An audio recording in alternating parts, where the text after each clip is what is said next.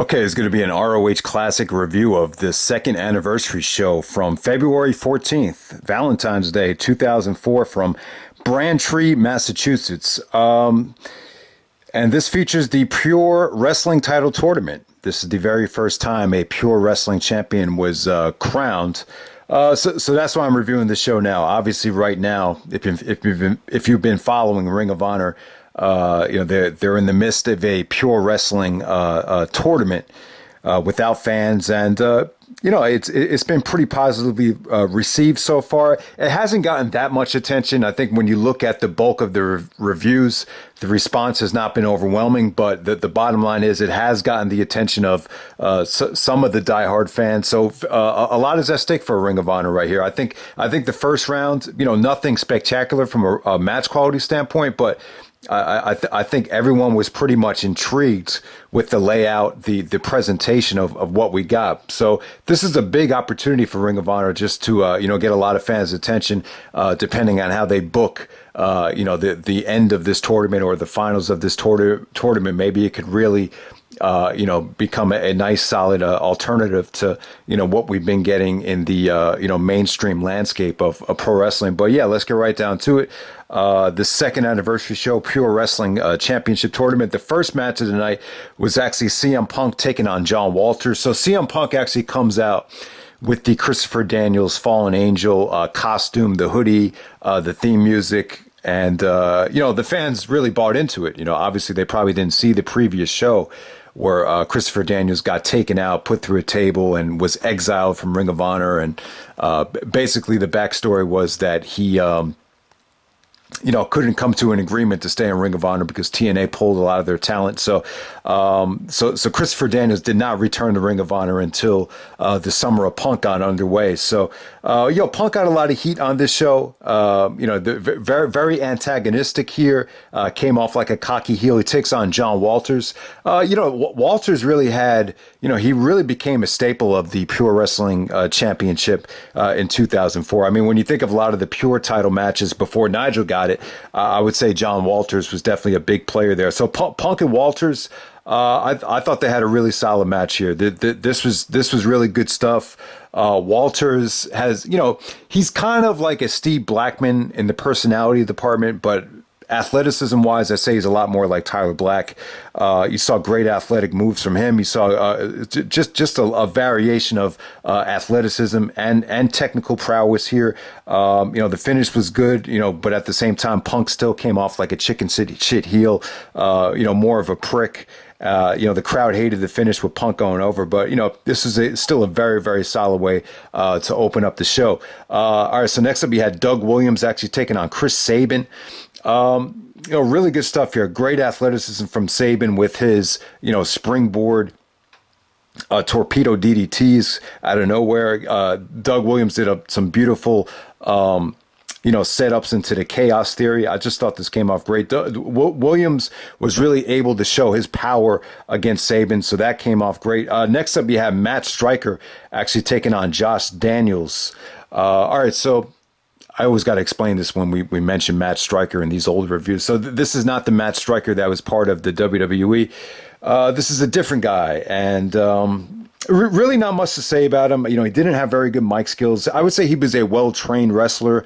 Josh Daniels, kind of like a little bit of Davey Richards, Chris Benoit influence in his style. Definitely a lot of Benoit influence. The German suplexes, just the way he signaled for the move off the top rope, very similar to Benoit. Stryker actually goes for the running belly-to-belly arm drag.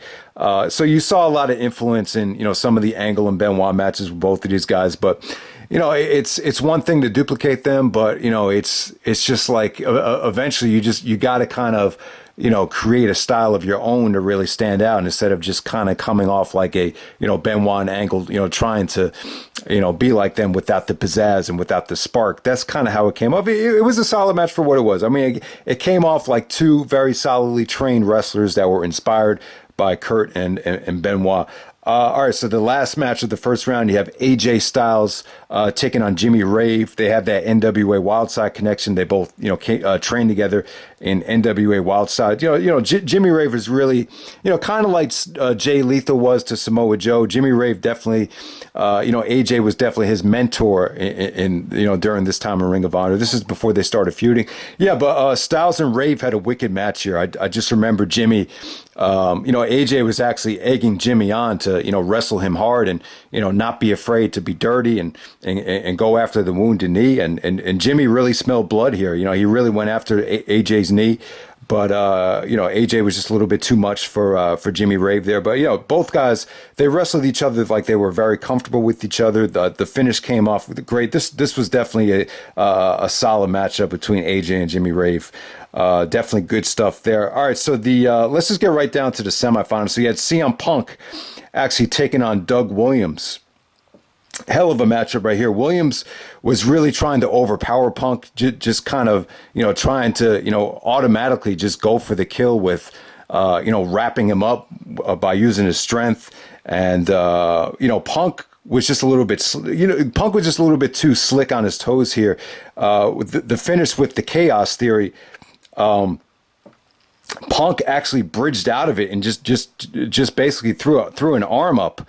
And if you throw an arm up out of the Chaos Theory, you're actually pinning Doug Williams as he's doing the Chaos Theory. So Punk actually goes over in controversial fashion. Really creative finish, a good way for a heel to go over there. I thought Williams and Punk actually had another good match right there. This was definitely a very good pure wrestling tournament. It was actually a little bit better than I remembered. All right, so the next matchup, you had AJ Styles taking on Matt Stryker in the semifinal right there. Stryker put in a good effort, man. Not a pretty match, just with, just a lot of submissions from Stryker. I think Stryker actually did a version of an Indian Deathlock. AJ on the outside was really selling the knee. It was just a serious gut check for AJ here. I mean, like I said, Stryker's offense wasn't, pretty. It's not exactly a match you would go back to in terms of any sort of spectacular finesse. But it's just a serious gut check for AJ. It looked like there was like a lot of improvising here, and AJ actually wins the match by knocking Stryker down to the mat and basically looked like he improvised a springboard 450 to get the pinfall right there. So we have AJ Styles and CM Punk in the finals. All right, so before we get to the finals, we had some other matches on the show. You had Special K actually taking on the Carnage crew in a country whipping match, which got very, very bloody. You saw Jay Lethal out there. I think this is one of Jay Lethal's first matches. So what's funny is, you go back to the early stages in ROH, Lethal might have been wrestling like before he was actually of legal age.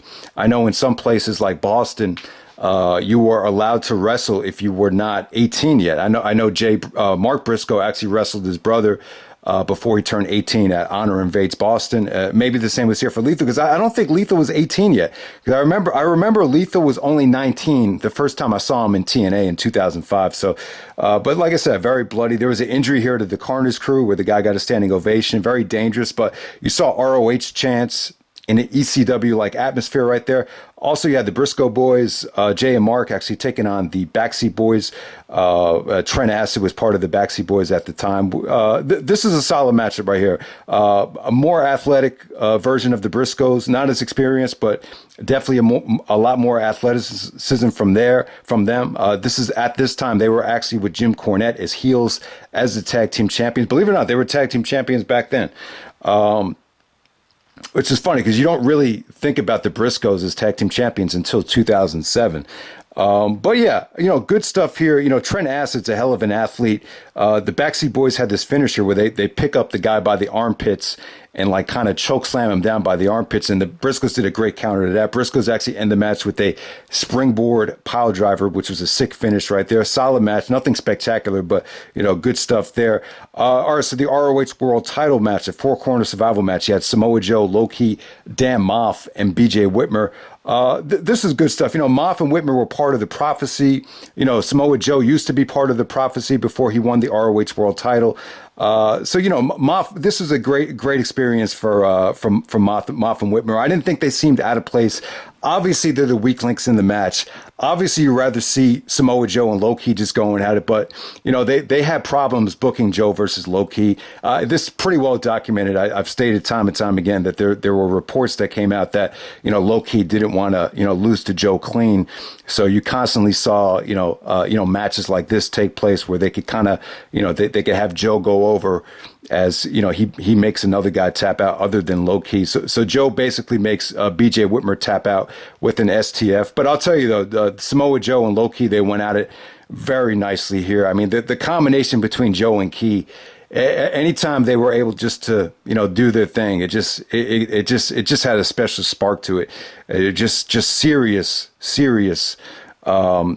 stiffness between them. It was too good to describe. I mean, it was just something you need to see in terms of the stiffness, the competitiveness. It just came off great. But Maff and Whitmer really held their own. This is an awesome matchup here. This is definitely one of Joe's better title defenses, I would say. It almost went about 25 minutes. It was long. It was good. The Joe and Low Ki stuff definitely was the highlight of the match. And then the finals, you had AJ Styles taking on CM Punk in the Pure title final here. A great match right here. I would definitely say this is a 4-star match. Definitely better than I remembered it. I think I underrated this when I did the short review archive, but this is definitely a 4-star match.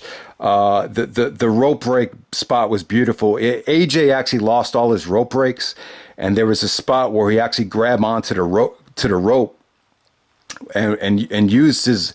He basically just, I don't know, it was basically like he was on the monkey bars. He was acting like he was on the monkey bars or something, and then he just started just swinging his legs at Punk as he was using the ropes for leverage. Once again, this is something you need to see. It was very well done. I hope the guys that are in this Pure title tournament watch this match and see how you could actually use not having the rope break to your benefit right there, because AJ did a beautiful job of that. There was also, they did the beautiful Shining Wizard. Punk goes for the Shining Wizard. AJ counters it into the Styles Clash.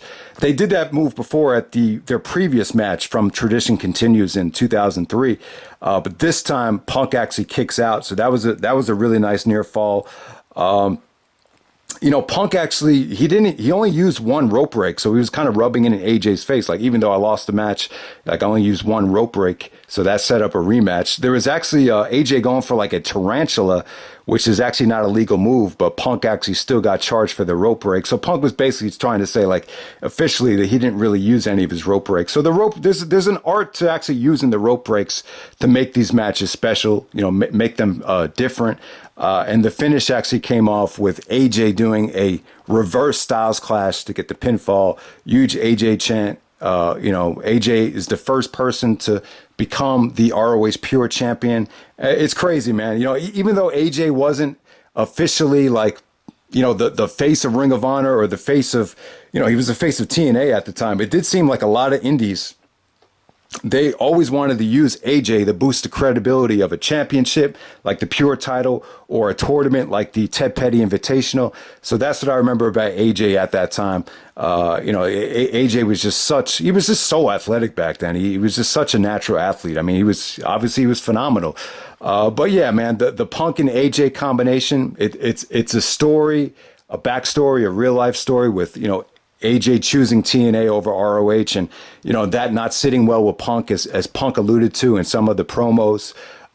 We've never got to see it since 2004. They had a rematch WrestleMania 20 weekend at Our Best, but I'm still under the belief that when the pandemic passes and there's an explosion in terms of ticket sales, I really think there's a chance that CM Punk and AJ Styles is a WrestleMania match waiting to happen. And, they main evented the first, Pure title tournament and had an awesome final here. So if you haven't seen it yet, definitely check it out. And, hopefully Ring of Honor could really, get it going into the later stages of this tournament with the Pure title. So I'm definitely looking forward to that. So hope you guys enjoyed the video and take care. All right.